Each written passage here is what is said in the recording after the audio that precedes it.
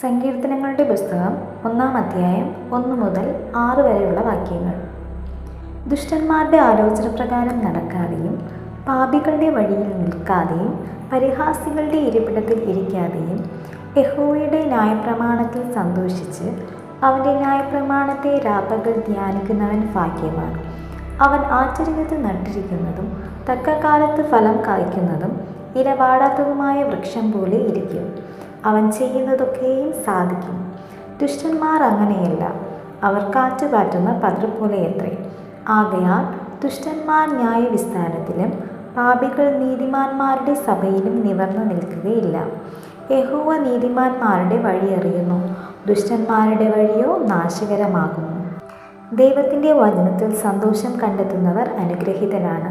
അവർ നദീതീരത്ത് നട്ട വൃക്ഷം പോലെ ആയിരിക്കും. കാലത്തിൽ ഫലം കൊടുക്കും, അവരുടെ ജീവിതം വാടുകയില്ല. ഈ വചനങ്ങൾ നിങ്ങളുടെ ഹൃദയത്തിന് സമാധാനം നൽകട്ടെ. കേൾക്കൂ, ധ്യാനിക്കൂ, അനുഗ്രഹം അനുഭവിക്കൂ. ആമേൻ. ദൈവം നിങ്ങളെ അനുഗ്രഹിക്കട്ടെ.